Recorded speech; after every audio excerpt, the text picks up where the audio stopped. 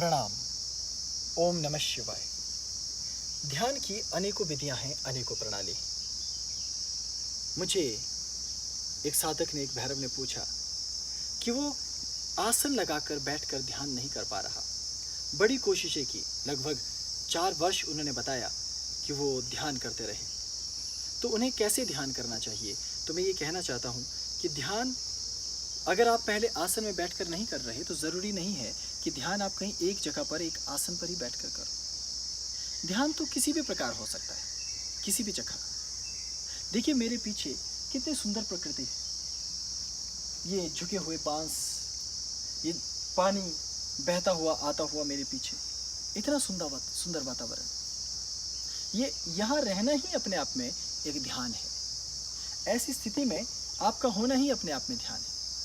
यदि आप ऐसे स्थान पर जाकर किसी भी ऐसे स्थान को चुन लें और वहाँ कोई भी कार्य पहले प्रारंभ कर दें, कोई भी छोटी सी क्रिया गुरु से पूछकर, वो ध्यान हो सकती है। आप किसी मंत्र का सहारा प्रारंभ में ले सकते हैं। वो एक सहारा है ध्यान तक पहुँचने के लिए। और यदि आप चाहें तो बिना मंत्र के भी बस यहाँ खड़े रहिए चुपचाप।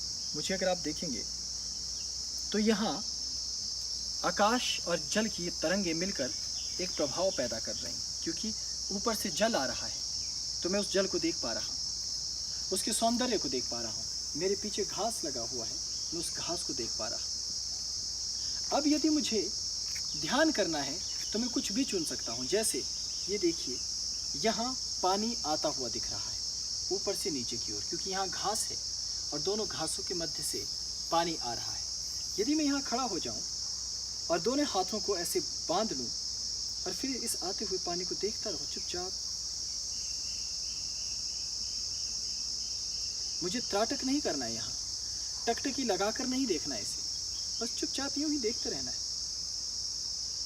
ये पानी कैसे आ रहा है, क्यों आ रहा है, कहाँ जा रहा है, और इस समय मुझे बाकी समस्त चीज़ें अपने मस्तिष्क से निकाल देनी, बस इसी की ओर देखना है।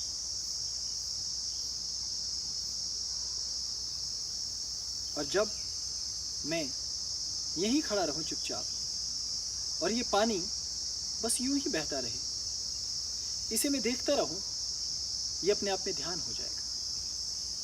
हिमालयों में जब हम ध्यान की अनेकों प्रणालियों का अभ्यास करते हैं, उसमें झरनों के आसपास इस तरह की जगहों पे हम ऐसे ही कुछ छोटे छोटे प्रयोग करते हैं, जहाँ से फिर ध्यान की आदत आपके अंदर विकसित होने लगती है। ध्यान का बीज भीतर पड़ जाता है और आप आगे बढ़ने लगते हो। और प्रकृति इसका सर्वोत्तम उपाय है, बहुत सुंदर उपाय, क्योंकि जल का अपना एक आध्यात्मिक महत्व है।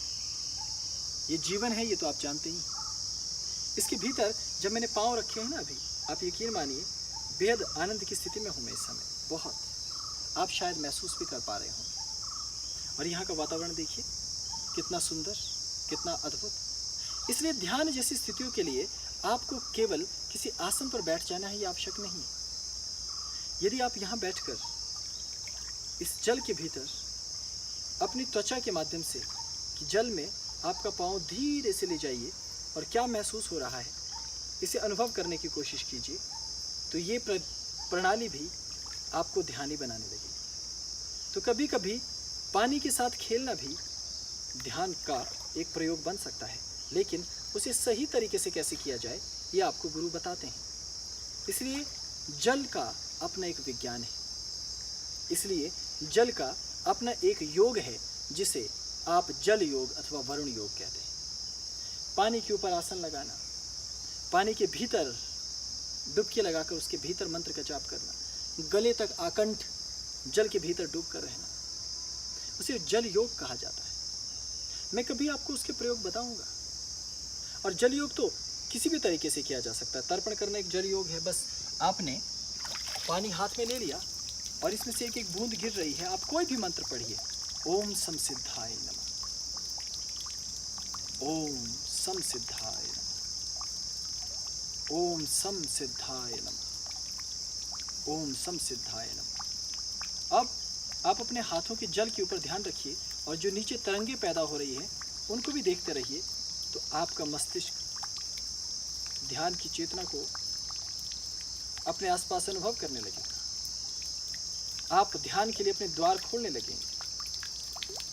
यानी कुछ भी कीजिए, वो ध्यान प्रयोग है। यदि आपको ध्यान प्रयोग करना है तो मैं ऐसे ही जल का ध्यान प्रयोग आपको करवा दूंगा। बैठकर बस जल उठाते रहिए, मंत्र पढ़ते रहिए और ध्यान करते रहिए। तो कोई भी पद्धति जो भी आपको अपने आसपास दिखाई दे रही है, उससे आपको प्रकृति में जुड़ना कैसे है, यदि आप ये जान जाएं तो ध्यान का प्रयोग संपन्न हो जाता है। इसलिए मैंने अत्यंत संक्षेप में केवल ये समझाया कि कोई भी तत्व जो आपके आसपास है, आप चलते फिरते, उठते बैठते भी ध्यान कर सकते हैं। आशा है आप ये तथ्य समझ पाए होंगे। मैं खुद यहाँ थोड़ा आनंद ले लूँ इस वन का। अगर आप मेरे पीछे देखेंगे, इधर मेरे पीछे वो देखिए, वन कितना सुंदर है। और वहाँ जहाँ से ये जल आ रहा है, उस क्षेत्र को देखेंगे, देखिए कितना अद्भुत दृश्य पीछे है। ऐसे दृश्य के पास, प्रकृति के पास आप रहेंगे तो ध्यानी हो ही जाएंगे ना। तो प्रकृति बनी ही इसलिए है कि आप ध्यान को उपलब्ध हो सको। और ये जल, ये पर्वत, ये नदियाँ ध्यान का माध्यम है। इनके सार तत्व को समझकर इनका उपयोग करो। सभी आपके आसपास हैं वो सभी उपाय जो आपको ध्यानी बना सकेंगे। नमो आदेश। ओम नमः शिवाय। प्रणाम।